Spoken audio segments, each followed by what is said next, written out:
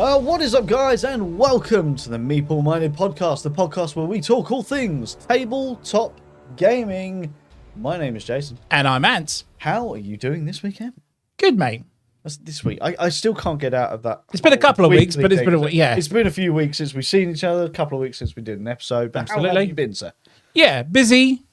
Not so much gaming as others, but still gaming nonetheless. Great. Yes. Been gaming all the time recently. I game night. I believe last time I had a much more game than you did, so now it's reversed now. Exactly. So exactly. It's the balance of power now. But you've got some gaming in the past. Some, of course, That's all right then. Well, we can talk about some games that we've been playing. Exactly. So yeah, I guess the contents list of this episode, we'll have a little chat about some games we've been playing recently. Of course. We can talk about some news that we had this week. Yeah. And we're going to do not so much a top five, but a five list of games that we're just looking forward to in 2025. Yep. So interesting episode there. There will be timestamps down below if you want to skip certain sections, but you really shouldn't, because we're awesome and you should listen to the whole thing. So let's not beat around the bush. Star Wars Unlimited, we've gone back to it. Yeah. So I met with a friend of mine last week, and there was only the two of us. So I thought, you know what, I haven't played Star Wars Unlimited for a while. Let's bring it back to the table. And I just, I love this game, and the fact that we went back to it shows you how much you missed it, or how much I missed it. And then I come and met you this week, and I was like, again, there's only two of us. So I thought, let's bring it back to the table once again. And I love this game. Yeah, I do miss playing it a lot. Yeah, it is I have to admit it's a very, very good game, and it's very difficult for me because it goes against my hatred of trading card games. Yeah. And it now so really annoys me because I have now bought myself a starter pack. Win-win. That's all I'm buying. I'm not buying boosters. I refuse to do it. However, yeah, I found a starter pack which was a reasonable price with some of the branded sleeves with it. Yep. For less than what it would cost to buy a normal starter pack. So again, win-win. I class that as all right. I'm all right with that. It's not the characters I want to play because it's not Darth Maul. Mm-hmm. Yeah. The problem is the second I get Darth Maul, if I ever get Darth Maul, that's all I'm ever going to play because I love him.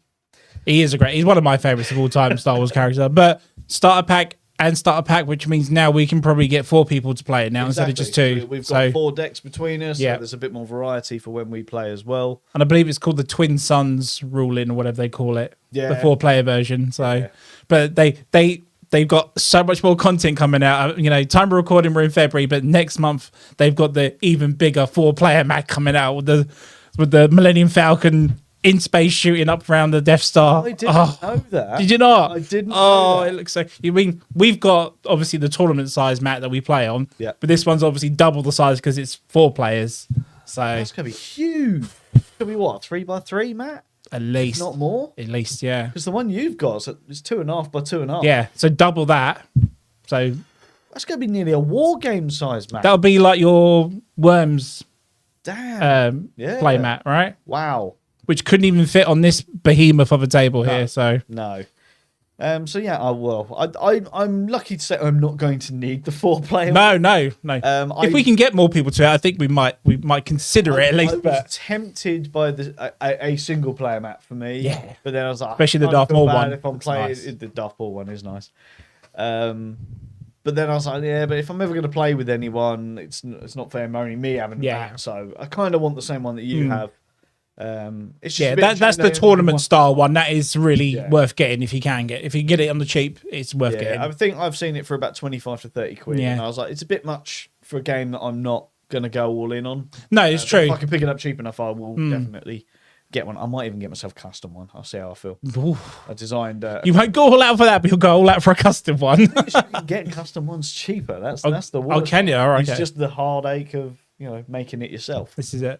But yeah, very interested in playing the game a bit more. I'm glad I've got some extra start sets so we can mix it up a bit. Yeah. Really, really enjoy playing it. It's actually sitting over there, which is why you see me looking over there. Keep looking over there. Ready to play again after the episode. But yeah, it's I'm looking forward to it. So we need to get this podcast done and out of the way so we can play it. But go play it. It's really good. Yeah, very, very good. Very recommended. Don't buy booster packs. Just buy the starter sets. More than enough. Leave it to him. What about you then, Jason? Right, so I have been playing a lot recently. I've been to a whole game day. I've had a game night at my house last night. I played games with you during the day yesterday. We're going to play games again today. I also played on my normal Monday night one, so I've played a lot of games recently. As well as having loads turn up, but I'll talk about them another time. So, to pinpoint what games I want to talk about, there's one in particular I really, really want to talk about. Okay. And I'll talk about it, but I'm not going to go into too much depth because I am going to do a video on it, which is Theme Park Mania. Right. This was a game I backed on Kickstarter. I backed the first edition special stuff, all singing, all dancing. And I've been excited to play it for quite some time. I feel that theme park building games are a huge open space within the tabletop gaming, because just theme park games in general, there's not many good ones, if at all. The only one that springs to mind is Unfair. It's probably, but you've gone through a wide range of theme park theme games. Meeple Land, which was okay. It just wasn't as heavy as I wanted it to be. And then Theme Park Mania sort of came along. I was like, oh, this looks like what it needs to be. Yeah. And first impressions of it say that that's not the case. Unfortunately, it's probably one of the worst I've played. At this point, I'm going to be playing it a few more times before I review it. But yeah, I'm not. So heads up for that episode, folks. Yeah. If it doesn't get any better, I think it's going to be a bit of a spot. Oh, that is a shame though, because this was one I remember you was really looking forward to. I remember when we were at Essen last year, I think it delivered at your house whilst we were away. I think it did, yeah. And we saw the stall for that particular game. The studio that were doing it, because I couldn't get the near premium. Yeah, they sold out the back. You were like desperate to get that, and then I'm sorry, dude, but hey, they can't all be winners at the end of the day, can they? No, they can't. It is just a shame because visually the game is stunning, is absolutely phenomenal. But yeah, gameplay wise, it's just not good. Wow, it's not good. There's lots of flaws. The rulebook looks fantastic, but provides very little information. Weirdly, it seems rushed. It seems like it wasn't play tested. It seems very, very clunky. Right. And it's about 2 hours too long. Ooh. Okay. So there we go. How many players did you play at? We played it 4 last night. Right. The first time I played it at 2. Okay. 2 was not good, but shorter.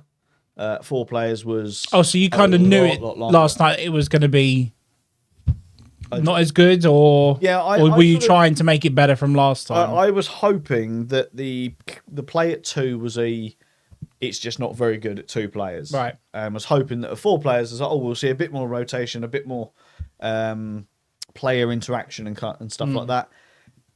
And it just there was more player interaction, but it didn't solve the issues that the game has. Yeah. So yeah, it's a real shame. It's going to be on the sale pile pretty quickly. Right. Unfortunately. So yeah, I wasn't too impressed with that. But I'll try and swing it around so that we've got some positivity here. We've also received and played our first time of playing Azul Duel. Yes, we have. And I played that with your good self with me yesterday, yep. How do you feel about Azul Duel? Because I feel very happy that I bought it because I sold all of my copies of Azul, much to my partner's dismay. Yeah. And I wasn't sure whether I should go in on Azul Duel. We first saw it at Essen last year behind closed doors. That's right, yes, we did, yep.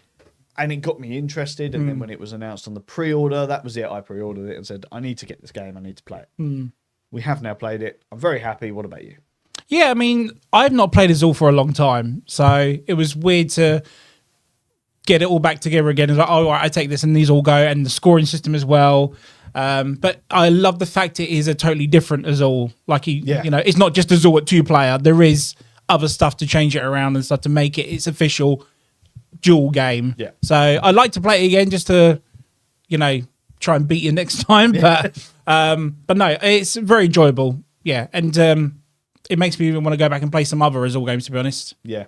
It has reignited the passion that I once had for it. Yeah, because I hadn't played all the editions. No, of it. No, of Azul. I think I've played most of them and I own most of them. The only one I didn't own was the Queen's Garden, which was the game that I did play, and I was like, this isn't Azul. Yeah. This is another game that you've slapped the name Azul on. It just didn't feel the same, which is why I only played it the once or twice, and never bothered owning it. But yeah, Azul Duel, it feels like an Azul game. It looks like an Azul game. I think the component qualities are a bit lackluster in this one compared to others. Yeah, I mean, I felt there was a couple of colours that other colours had patterns, but these certain colours were just plain. I'm like, well, what's the reason for that? Is it just... Yeah, I think there's two colours. But there'll be a review for it, so don't worry about it. We'll come back to that. But yeah, 100%. But no, there were other little bits and pieces I had to try and remember because, like I said, there's different rules to do. Like I like the topping on top of the moons. Oh, and if you take from the top, then you have to take the top from the rest of them and stuff as well, if they're the same color, of course. So yeah, it was just getting used to. In fact, the placing the tiles on the board was another thing as well. I had to try and get to grips with as well. So yeah, there's some differences in there. You've got elements of Queen's Garden in there, which is where your tile placement thing comes from.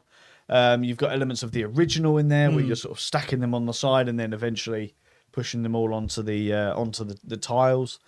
And scoring is the same as most Azul games. It's 1 point for placing it on its own. If it's connected to another thing, you add up the points for that as well. So yeah, it's very, very interesting game. Very, very enjoyable. It is, I would actually say, quite cutthroat in the sense of, because it's dedicated to player, you can always see what your opponent needs. Yes.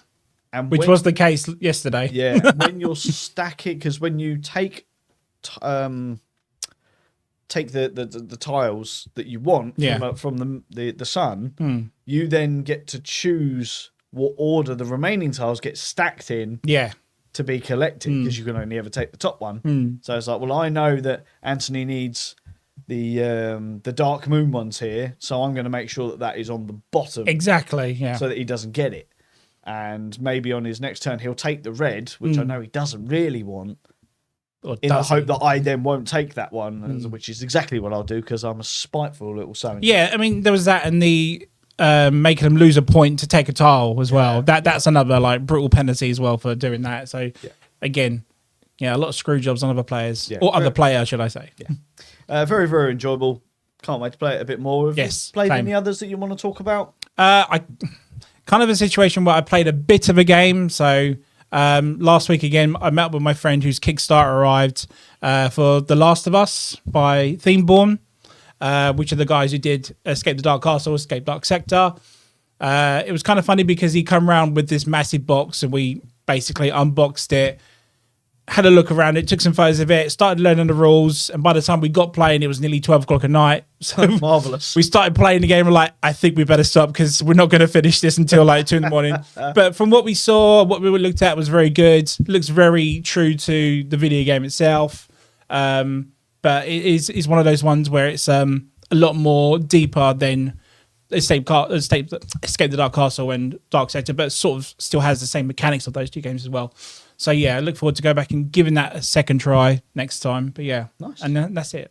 That's all I've got to play this week. It's not a game I particularly looked into, so I'm not I'm sure about it. Yeah. But I've seen a lot of buzz about it online. Obviously, it is from a very well-known IP, so exactly. Yeah. Hopefully, they've done that IP justice. Yeah. Because we've always said in the past, IP games tend to carry that extra stigma of they're very rarely as good as they should be. Yeah. And that the IP is what's selling that game as opposed to the design. Yeah. So hopefully that's not the case in this one. Yeah. But was the production good on it? Yeah, I mean, like I said, he got the deluxe version, so it came with miniatures. I believe the original doesn't, so I'm intrigued to see what the difference is between without them, because I think standees maybe. Well, they're actual miniatures, but you don't get standees there because the other games are based all on cards. So when you deal with this enemy, you're trying to imagine you're going against it and whatnot. And the other games don't have a board either. This one actually has a board that you can terrain through and whatnot. So there was a lot of differences, but there was the dice rolling mechanic of the other previous two games was still in it. If you're familiar with those games, obviously you'll know what I'm talking about. But yeah, I kind of gutted I didn't really get to play the whole thing. But hey, hopefully another time. Soon. Very soon. Very soon, hopefully. Okay, cool. So before we go on to our top 5 that isn't a top 5, we had some news earlier on this week. We did. Following much, should we say, not waiting, because we didn't actually have to wait that long after we put the application in. But I this time of year, as we gear up for the convention season, I always start to get a bit excited, antsy, nervous, and you just excited, and stuff like that. But we have been very graciously granted our press passes for UK Games Expo once again this year, so we can confirm 100%. Not that I think we weren't going to be there anyway, but we will 100% be there. We will be there as Meeple Minded, doing content once again. Hopefully, much like when we did Essen last year, we're going to be doing a daily vlog. Mm-hmm. We're going to be doing a daily roundup. Yeah. Hopefully, we'll get some interviews this year. Yeah. Providing we can make our schedules work and stuff. We're going to be gaming loads. Hopefully, we'll see some hall walkarounds as well, which is what I did last year. Went down quite well. So we're really going to push the content on UK Games Expo this year. Yeah. And I think it's probably safe to say at this point that UK Games Expo is at the end of May. So I would expect most of our content during May, that will be both video and podcast, will be UK Games Expo centric, and maybe a little bit of June once we're back. And we do like a review of the show and what we got and stuff. And talk about the games that we got, etc. But so that was really good news. Got me very excited, and I know it got you very excited as well. And as such, you came up with an idea for a air quotes top five, but just a 5, not top. Just a 5. But a top 5 game list that we're going to do today. So what would you like to introduce it, since it is your idea? Right, so basically, obviously, with the press passes, I thought, why don't we do a 5 games we're looking forward to in 2025? Now, take these lists with a grain of salt. It's February at the time of recording. Not everything's been announced. So I've tried to steer away from Kickstarters, because I think that's an entirely different list and it is. All in all. So I've actually looked. There are a few games that I am quite looking forward to this year. They are on the list on the web of BGG for 2025. But again, take it with a grain of salt. They might be beginning of next year. Who knows? Yep. But if we don't mention your board game that you're looking forward to, obviously give us a comment and let us know what yours is. Exactly. Yeah, we're always interested to see what games people are most anticipated for this year. But we're not going to call it the most anticipated game, because then there are games that haven't been announced yet. Exactly. We don't even know what's coming out at Essen this year at this point, and that tends to be where those big games are released. But these games have been in the pipeline for a little while now. They've been known for quite some time. I have got some honourable mentions, which I can guarantee would have been on this list. However, certain ones of them have now been released. Some of them have been delivered. So they have been negated couldn't be on the list, from my list. So we will talk about them at the end. Ladies and gentlemen,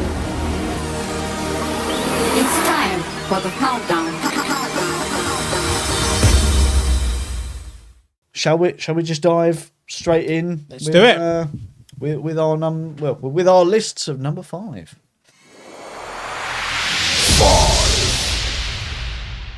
So I'm going to be good. I'm going to go first on this one. These are in no major particular order for me.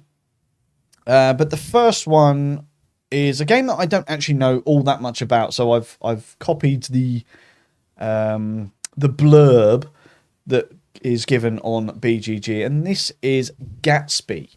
Oh, now this game, to read it, was welcome to the Roaring Twenties. Gatsby is a 2-player game in which you take on the role of either Dorothy Williams or James Miller, competing to spread their influence and draw the attention of the great Jay Gatsby. I've always been a big fan of the Gatsby movie. I was about to ask what's intrigued you for this, but obviously there's a reason. I really liked the Gatsby movie. It was Leonardo DiCaprio. That's right, yeah. Spider-Man. Yep. Tobey Maguire. Tobey Maguire. Can never remember his real name. But yeah, I thought that film was really, really interesting. And the whole premise around it was very interesting. Okay. And I just think that when I first saw that they were doing a game called Gatsby, I was like, oh, it can't be about the same thing. But then when I actually looked into it, it is based on that same novel that the movies were based on. And I just instantly, it clicked in my mind. I was like, what a great idea for a game. Right. What a great idea. I can see it being a fun and very interesting game to play. Yeah. So, especially the time and era of it as well. Exactly. So it's like, how many games do we get that are based in the 1920s? Exactly. You know, you've I don't know, was that around the Prohibition era of America? Yeah, I believe so. I mean, you know, I'm not from the soul and jazz music was huge in the States. Yeah. You know, you couldn't see the ground in the cities because there was smog and dirt and dust everywhere. Like the Great Depression and stuff. Exactly. Fantastic times. To my understanding and what I'm hearing is that this game could potentially be out in time for UK Games Expo. Oh, okay. So I'm really hoping, my fingers are crossed, that this is going to be a game I can pick up early on this year. If not, this is going to be a game I'm going to be pre-ordering, ready for release, because I want to play this game as soon as possible. Absolutely. Sign me up, it's mate. An interesting theme around the game. 2 players. I'm not always so sold on, but we've been playing a hell of a lot of 2-player games recently. We're going to play it regardless. So we're going to play it regardless. We're going to enjoy it. That's Gatsby. Nice. It's So a pick. That's my number 5. You've got way more information more than I have for my number 5. It's cold copy and paste. That's what. Wow. Because the issue with my number 5, I've picked it on here because I like who's designed it and who's making it. But unfortunately, I know nothing about it. But my number 5 is T-Witches by Cardboard Alchemy. I looked at this one. I'm not going to lie. I saw the artwork and went, oh, Flamecraft. This has gone super secret. Like, even when they get, like, the box out and the components, no one's allowed to film it, apparently. Yep. We all know it's around because we've seen the cover and stuff. But we all know it's done by the same people that did Flamecraft and Critter Kitchen. So I was stupid enough to negate Flamecraft years ago because I like the cutes and cuddly artwork to it. But it's obviously a fantastic game. And I've got really good predictions that this will be another banger from them as well. So, yeah, I'm just kind of looking forward to see what it looks like. And not so much anticipated, but I'm looking forward to it. So, short but sweet. I would give you more information, but there is literally nothing about it at the moment, apart from Witches trying to find tea in shops or something like that, I believe, something like that. But yeah, T-Witches, my number 5. Nice. So just having a very quick look at that one on BGG. There is no pictures other than the box art. That's it. Looks fantastic. Nothing.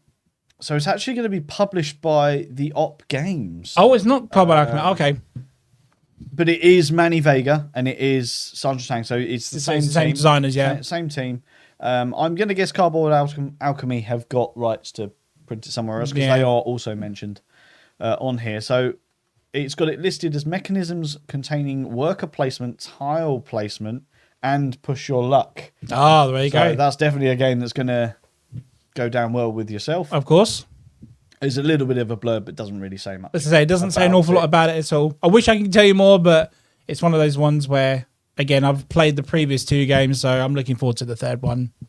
It looks like you're basically running a fantasy tea shop, judging by this last paragraph, which is completing tea orders, attracting celebrities, earning money, and upgrading your tea hut will earn players prestige. So it sounds like the other 2 combined, really. It does. Yeah. Maybe a bit more of a shop management style game, this one, as opposed to a town management style thing. I guess, combination of the 2, because I haven't played Critter Kitchen. Not yet, but we're going to get it done.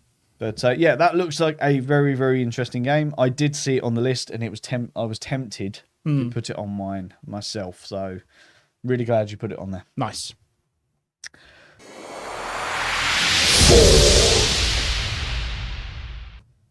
So moving on to my number 4. This one, I actually don't have much information on this one because I only found about this one recently. Okay.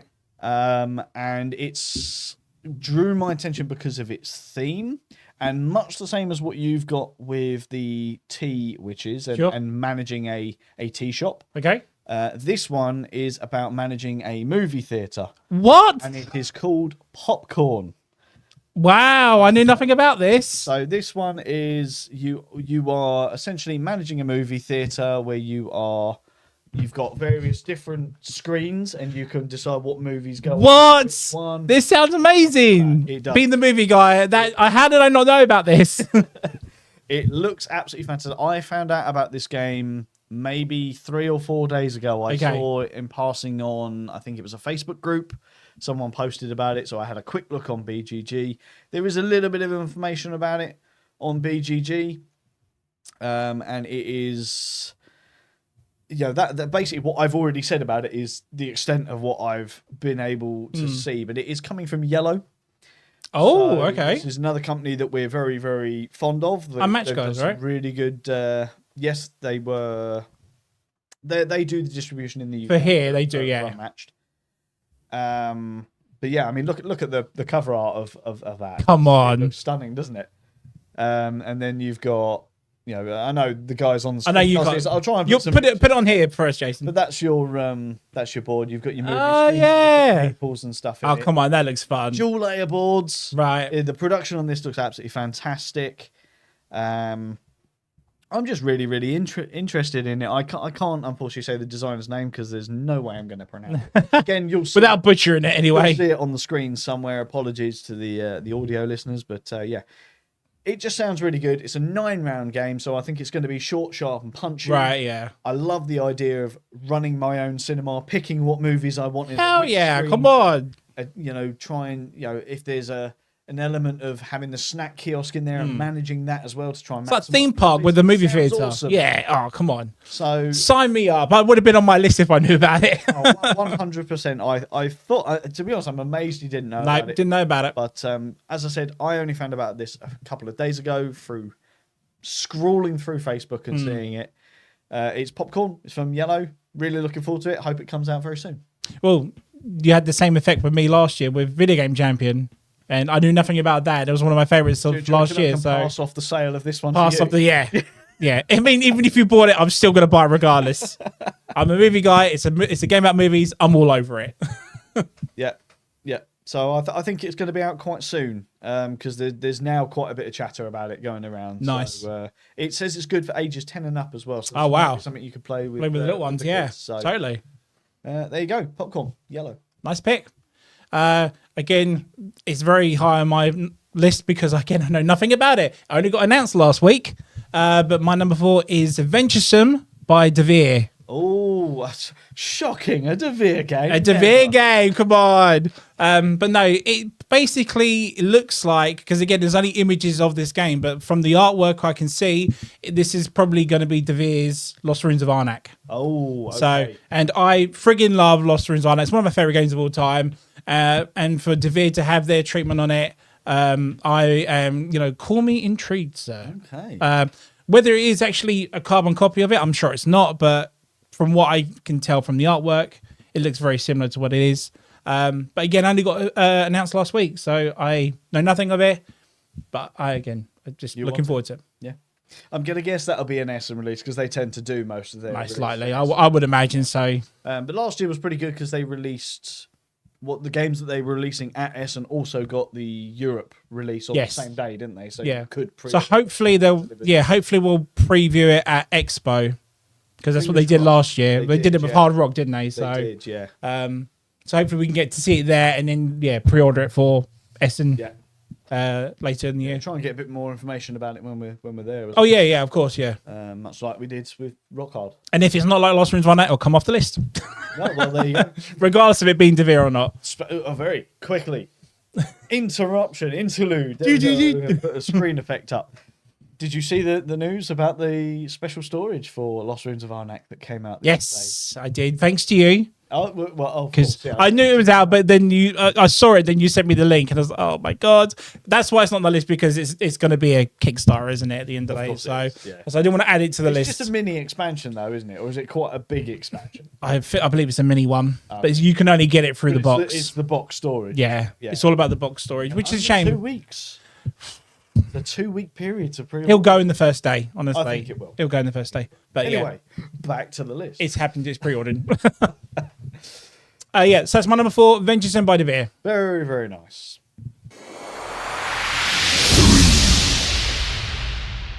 So my number 3. Again, I don't know a huge amount about this. I have got the BGG blurb for the game here, which I will read. And this one is called Soda Jerk, which very ominous name, I will say. Okay. But, it was mainly the box art that actually really intrigued me to this, and it's another old school type game. So I'll read the blurb and then we'll have a little bit of a chat about it.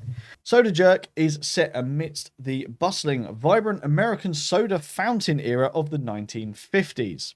Each player embodies the spirit of soda-slinging hero, poised to mix, shake, and serve their way to glory. Armed with personalized decks of cards, Soda Jerks scramble to match symbols and gather the precise ingredients needed to craft the perfect drink, all while racing against their opponents to serve waiting customers promptly. As the clock ticks down and closing time looms after 2 rounds, victory awaits the player who has amassed the most coin, a taste sweeter than the finest pop in town. Is there like a theme going on with your list, mate? They're all in the 20s, the 50s, and whatnot.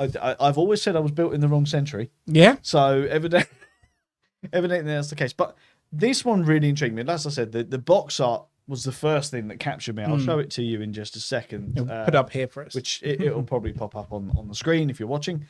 But I mean, as a theme, have you ever heard of something that was like, well, not to do with sodas, no. You know what I mean? Yeah.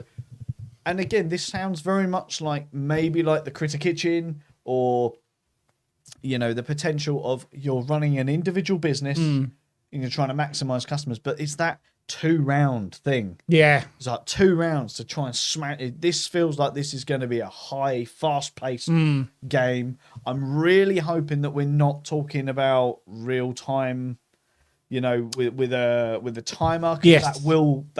Yeah. I know you're not a fan of those. I will not play it if it's got one of those.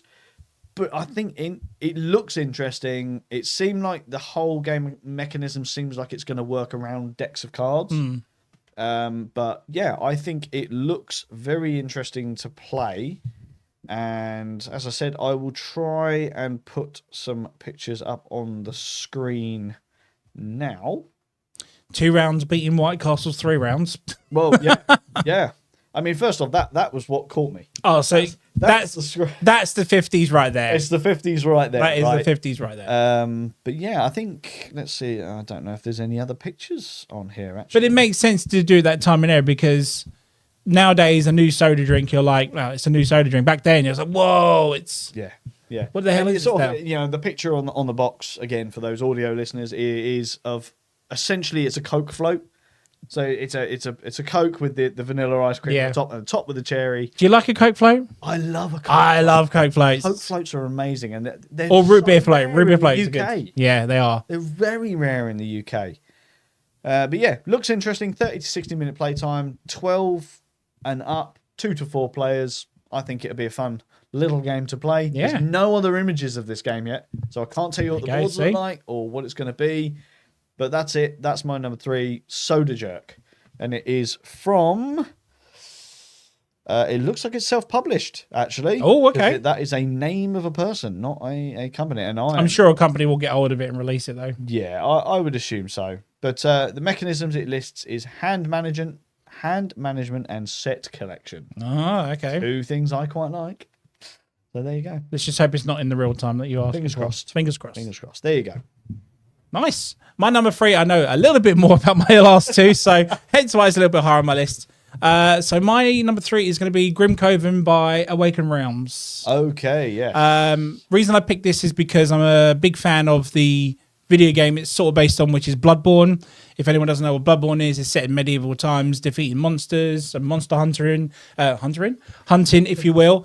And this is Awaken Realms kind of version of it. And I like the look of this game compared to some of the other stuff, is because the miniatures for this are unreal, especially for some of the bosses in this. It looks like a video game come to life on a board, and the time and era it's set in as well, the violence of it, the play boards they have for it are so highly detailed and look better than their other franchise, which is Nemesis at the moment. So I just thought, I want to. I cannot wait for this. I believe it will be this year. If it is, it'll be very late this year, being Awaken Realms track record. But it's one thing I've been looking forward to for a while. Sort of technically cheating because it was on Kickstarter. It's obviously not now. It's been years since then. But it's just one of those ones where I like to go in a different angle now. They're not just relying on the next Nemesis, the next Tainted Grail and all that sort of stuff. They've actually gone and done a different path now. Highly anticipating that. That looks really good, and I can't wait to give that a try. So I don't want to speak too much about it because I don't know what your other games on the list are going to be. But it seems Awaken Realms have got a couple of big ones coming this year. That's okay. One of them. Right. You've obviously got the new Nemesis is also coming this year. Yeah. I am excited for that. I can announce it's not on my list. Yeah. It's on my list because, again, it was a Kickstarter. So that is a Kickstarter that is due, I think, in the next couple of months. It's meant to be, they say July, but I'm not holding my breath. No. So we'll see. We'll see. But that is it's another big game I am looking forward to. It's not on my list, though.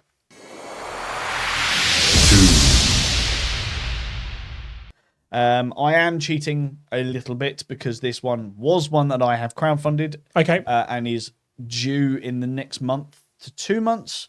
But is also receiving its full retail release this year, which is Flashpoint Legacy of Flame. Yeah, is that this year? That is this year. Wow, okay. It is due, as I say, within the next couple of months. Wow, I didn't know that. I believe it's on the sea. Okay. As it stands, it's currently shipping around the world. But as we know, shipping from China takes forever and a day. Again, for those of you that don't know what Flashpoint is, Flashpoint has been one of my favourite games of all time. It's one of the first games I played when I got back into the genre, and it's still in my collection. I've got a big collection of it just off camera over there, and I love playing this game. It's a cooperative game where you are playing as a team of firefighters trying to put out a fire and save civilians from a burning building or wreck or whatever it is, depending on what map you're playing. It is a very intense game where fire will expand incredibly quickly if you do not maintain it properly.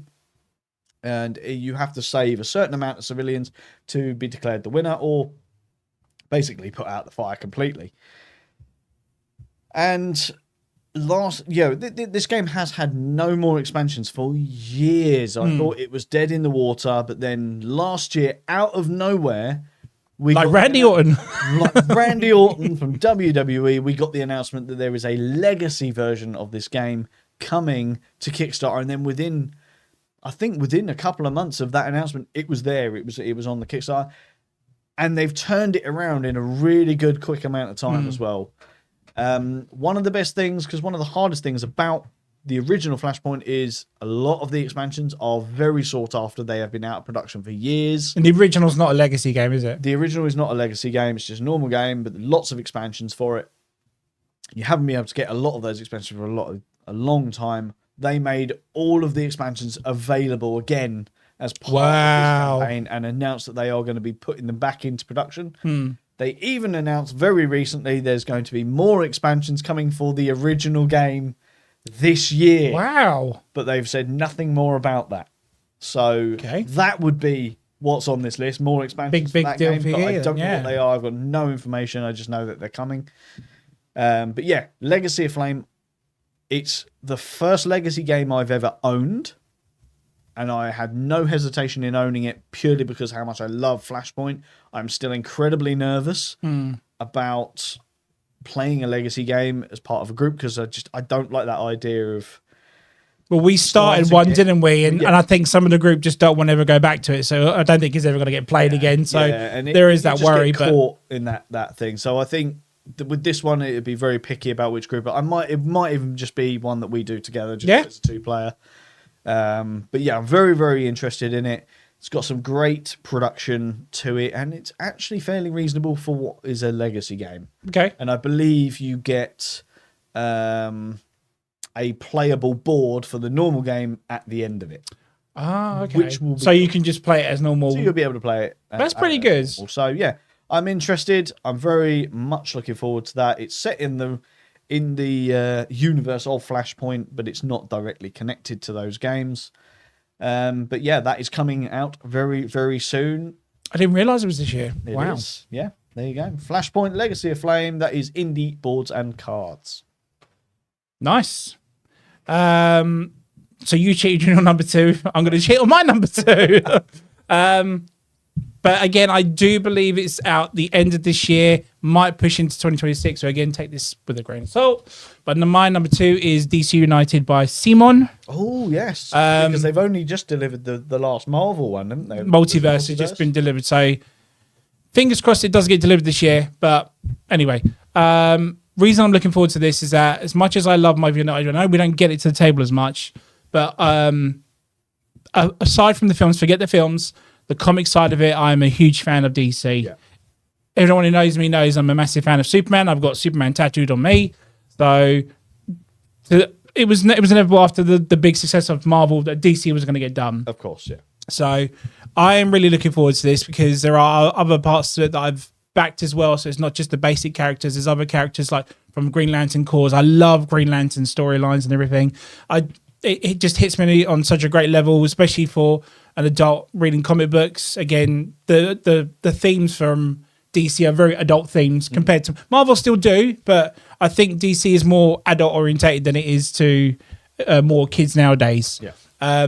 Especially if you read Blackest Night by Green Lantern. Wow. But anyway, long story short, super looking forward to this because I love Marvel United. I cannot wait to try it with the DC characters and the DC villains and stuff as well. So yeah, it had to go on the list. I know I've backed it as a Kickstarter and it's sort of cheating this list, but it had to go on there. Yeah. Did they ever announce whether it's going to be cross-compatible? I don't with the think it Marvel is. Stuff? No, I don't think it is. See, I think they missed a trick there. Because we met Eric Lang Yes. At Expo last year, and I asked him about it, and I think only the first 2 are compatible. I don't think Multiverse is compatible with the other ones because he's got nothing to do with it. Yeah. Which is a shame. It's lost its original creator, but I think Simon still will knock out the park with he it. didn't seem overly keen. No, because he's not a huge fan of DC, so I can understand why he backed out of the project. But he was busy with his other games he was releasing. He's a very busy man. So yeah, very very busy guy. But yeah, DC United, cannot wait to give that a go. Nice.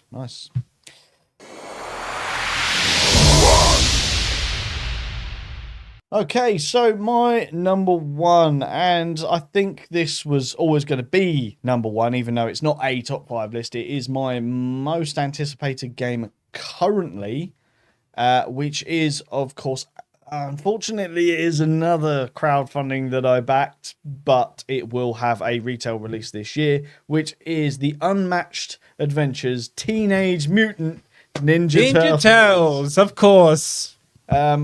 For those of you who are tuning in for the first time, I guess, we are fanatic Unmatched fans. It is one of the best game systems I would say has been devised in recent years.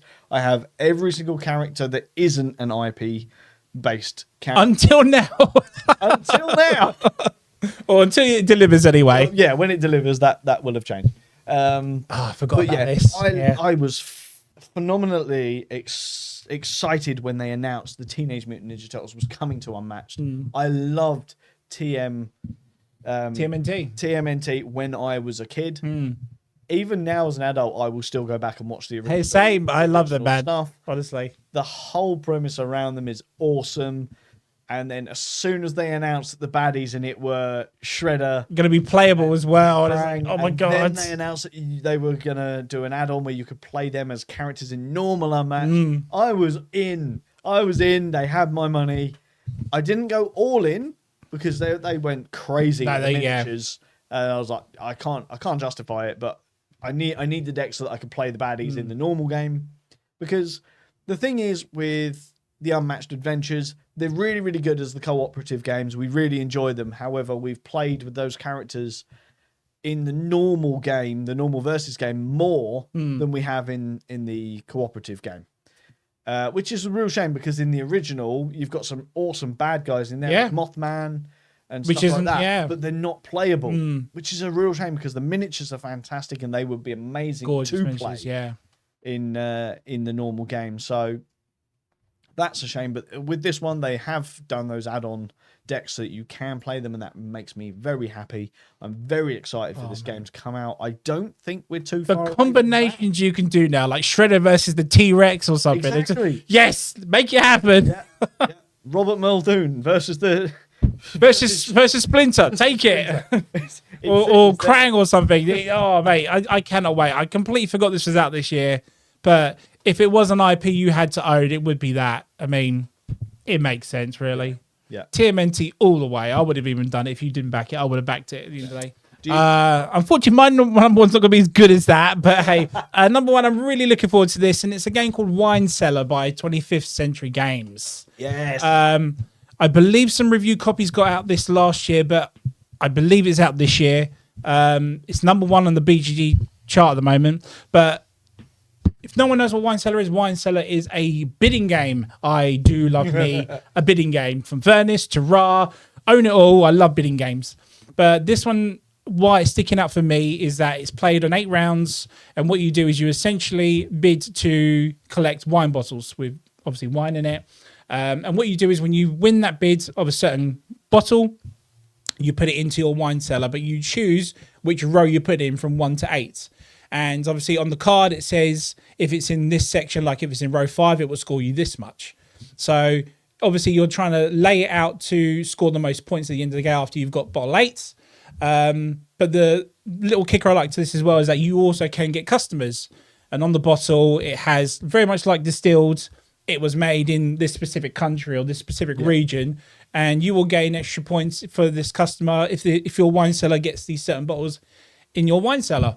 And I just think it's great. I mean, not only can it be a great game to play with as just a small group, but it could be a great party game at the same time. It could be another one to get people into bidding games as well, because as much as I like to get people into bidding games, I think something like Furnace or Ra is intimidating for new players to get into. When you've got something short and simple as, you know, buying a bottle of wine, it just it encourages people to go, well, if you like this, try this other game. So that's why I'm really looking forward to this. And I believe it will be this year, hopefully for Expo. Yeah, fingers crossed. Fingers crossed. That's the end of the top 5 that isn't the top 5. This is it. Have you got any honourable mentions? There would be, but this again, we're going into Kickstarter territory, so I don't really have any without going into that. So I won't say them, but I believe you do anyway. So I have a few that I want to mention. And these are the ones that should have been on the list, but that couldn't really be on the list under my own rules. Which is, of course, Heat Tunnel Vision. Oh, yeah. And the main reason that is not on the list is because it is now out in the UK. It came out at the time of recording about 3 days ago. Okay. My copy should be hopefully turning up very, very soon. Azul Duel would have been on this list, which, as we said, that literally turned up a few days ago, and we've played it a few times, so that really can't be an anticipated game because we've played it. Galactic Cruise. Now, this literally turned up yesterday. So that one had to be taken off of the list because it's turned up. I've got it's not anticipated anymore. It's here. It's not anticipated. It's sitting right there, just off to the right of the of the camera. And what a box it is! Oh my god, half of a Kallax cube. He's not kidding, folks. It's pretty big. So yeah, that has arrived, and another one that has just arrived as well is Tabletop Inc. Which some people may know as Meeple Inc. It was the game that caused all the controversy last year when Handsome Gluck sent them a cease and desist letter, and they had to redo basically the whole artwork and the rule book and everything because they were not allowed to use the term meeple. I remember that a couple of years ago. We ran a story on that on the did. podcast, and wow, it's actually here now. It's weird. And that's the thing. It's just arrived. This game was due last year, but obviously with the cease and desist and having to basically redesign all of the artwork and wording in the game from the ground up, it obviously added on a considerable amount of time. But it is now here. It is just off camera. I've actually got the deluxe box sat behind me just there as well, so you've been looking at it the entire time. And the final one I'm going to mention, because there were so many I could have easily put on this list, but the final one is actually an honourable mention because it could have easily been on the list. And I don't have much information about it. This is another one I found out recently. And looking on BGG, it's called Fossilium. And the little blurb that I've got here is manage a natural history museum and collect astonishing fossils. Fossilium is a science-based game developed in collaboration with the Natural History Museum in Berlin, ensuring an authentic and engaging experience for players. It has worker placement, tile placement, set collection, and pattern building incorporated into the game through its mechanism. So that sounds an interesting one to me. It sounds like it might have some kind of educational... I guess an educational side to it, so that you're going to be learning stuff. But I mean, look at the front cover, man. Oh wow, it's stunning. Nice, it is absolutely stunning. You've got that sort of nice kind of envisions the first time you did see a dinosaur skeleton for the first time. Yeah, it's got a T-Rex skeleton. Obviously You'll put it here anyway. The menacing open jaws and a small child looking up at the skeleton. It's fantastic. Looks really interesting. It is coming from Giant Rock. There you go. That's my honourable mentions. Nice. Some very exciting things happening this year, and it's only February. Yep. Wow. Very good games coming, and I'm very interested and looking forward to all of them. Is there enough time in the day in the year to play all these new games? That's the real question. This is the real question, isn't it? We can damn well have a good try. We need to have a try day because there was a few last year we should have played last year. So we need to not make the mistake this year. Yeah, we still will, but we will try our best not to. This is it.